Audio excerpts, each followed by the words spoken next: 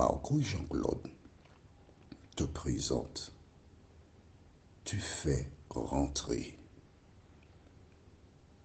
Les références sont Somme 90, versets 2 et 3, et Nombre 12, versets 13 à 16.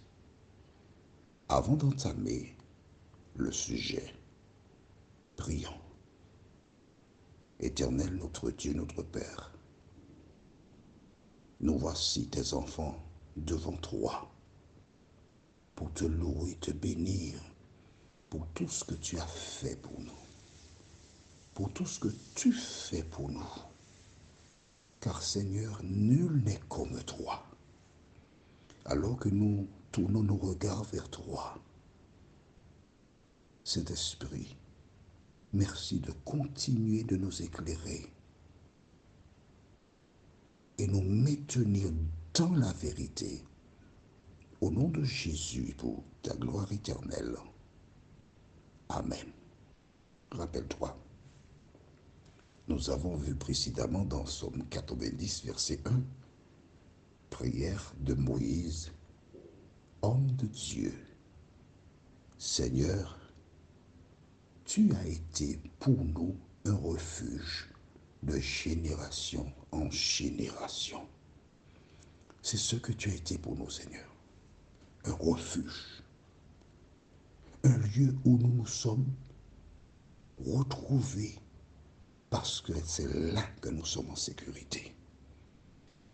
Tu as vu, homme de Dieu, toi qui m'entends, où est ton refuge? Où as-tu investi ton amour? Dans une femme? Dans un homme? C'est là ton refuge? Permets-moi de te dire que les différentes expériences nous démontrent que souvent, les personnes que nous prenons pour refuge, ce sont elles qui nous démontent. Dans le Psaume 71, nous avons aussi vu au verset 1er que l'Éternel est un refuge, un abri. Là, tu as la certitude que tu as tout. Toutes les personnes qui ont bâti sur les humains ont eu leurs yeux pour pleurer. Aujourd'hui, nous lisons les versets 2 et 3. Avant que les montagnes fussent nées et que tu eusses créé la terre et le monde, d'éternité en éternité, tu es Dieu. Amen. Verset 3. Tu fais rentrer les hommes dans la poussière et tu dis, fils de l'homme, retournez. Intéressant. Certaines personnes soutiennent que lorsqu'on meurt, on va soit en enfer ou au paradis. Rappelle-toi, nous avons vu précédemment dans Nombre, chapitre 12, versets 9 à 13, surtout les versets jusqu'à 11, où Dieu a dit à Marie et Aaron que les prophètes, ils me verront à travers un songe, une vision, mais que Moïse, Dieu lui parle, on va dire face à face. Et Moïse, celui dont Dieu a dit qu'il le voit face à face, nous dit que lorsque l'homme meurt, il rentre dans la poussière. Cela veut dire qu'il est sorti de la poussière et il retourne à la poussière. Quoi de plus naturel? Rappelle-toi au livre de Genèse, chapitre 2, verset 7, la Bible déclare que Dieu créa l'homme de la poussière de la terre et souffla dans ses narines un souffle de vie et l'homme devint une âme vivante. D'accord? Et il se trouve donc que l'homme est poussière et Moïse, l'homme de Dieu. C'est pourquoi nous étudions Moïse. C'est pourquoi nous étudions cela. Pour que tu saches qui est Moïse. C'est une autorité. Il te dit et il me dit que lorsque Dieu décide, il dit retourner à la poussière. C'est ça la mort. Maintenant, je t'invite à parcourir dans la Bible. Et si tu as des questions sur ce thème, un seul numéro de téléphone, tu envoies un WhatsApp, un message par le biais de WhatsApp, plus 596 696 88 93 93. N'oublie pas, nous ne faisons pas la guerre. Nous lisons et étudions la parole de Dieu. Alors tu me poses une question, je te répondrai dans la journée ou le lendemain. Si 2 jours passent et tu n'as pas reçu de réponse, ça voudra dire que je suis dans une tombe attendant le retour de Jésus. Maintenant, retournons dans Nombre, chapitre 12, et nous lisons les versets 13 à 16. Rappelle-toi, nous avons vu au départ que Marie et Aaron se sont offusqués parce que Moïse avait épousé une Éthiopienne. Ils n'ont pas accepté cette union. Tu es libre d'émettre un avis. Mais lorsque ton frère ou ta soeur a épousé quelqu'un, tu ne peux pas changer le cours de l'histoire. C'est son épouse, même si tu n'es pas d'accord, mais ce n'est pas ton problème. Tout ce que tu peux faire, c'est prier dans ton cœur pour le couple. Parce que c'est son choix. Tu ne peux pas choisir pour lui. Dieu a donné le libre arbitre à chacun. Nous sommes tous libres. Et quels que soient nos choix, nous devons supporter les conséquences. Alors, si tu as une belle sœur ou une belle fille qui ne correspond pas à ce que toi tu aurais souhaité pour ton enfant, ton frère, demande pardon à Dieu pour cela. Ensuite, va demander pardon à cette personne. Sois bonne pour elle. Il faut l'aimer. Parce que l'amour que tu lui donneras, elle pourra le retourner à ton fils plus tard. Et puis laisse à Dieu le soin de s'occuper de l'affaire. Tu as compris ça? Mais Marie et Aaron, en dehors du fait qu'ils n'acceptaient pas que ce soit que Moïse, mais qu'est-ce qu'il a fait Moïse? Il n'a rien fait. Mais c'est Dieu qui a été chercher Moïse. Ce n'est pas lui qui a dit, me voici, je viens. Non, Dieu l'a appelé. Dieu l'a sélectionné. Et en tenant de tels propos, ils ont succombé à la tentation parce que c'est le diable qui est venu mettre la division entre eux et Moïse. Est-ce que tu as compris ça? Il faut toujours voir derrière une situation conflictuelle l'œuvre du diable. N'oublie pas ça.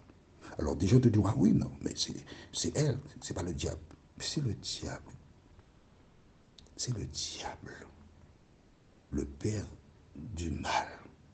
Lisons donc les références du jour, c'est-à-dire les versets 13 à 16. Moïse cria à l'Éternel en disant, ô Dieu, je te prie, guéris-la. Amen, amen. Quand une personne te fait une injustice, que fais-tu? Dieu a châtié Marie. Et voici Moïse, son frère, qui intercède pour Marie et qui te supplie Dieu en disant, je te prie, guéris-la, enlève les conséquences du péché.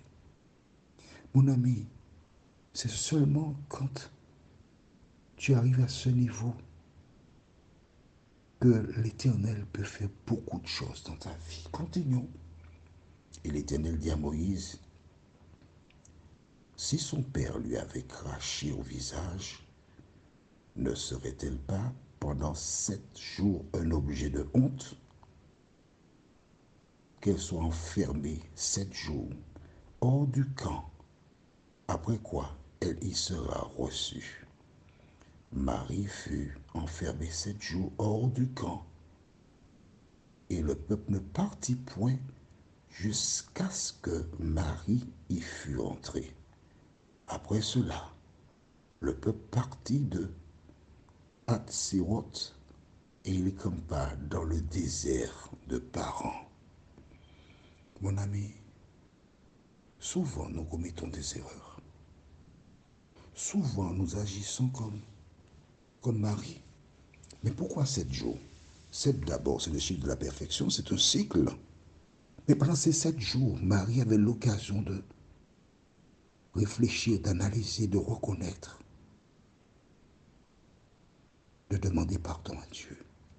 Toutes les autres personnes qui ont été témoins, qui ont vu ces choses, ont eu des éléments pour revoir leur copie, pour savoir qu'on ne peut pas attaquer un enfant de Dieu impunément. Il y a une conséquence. Et cela, c'est la pédagogie.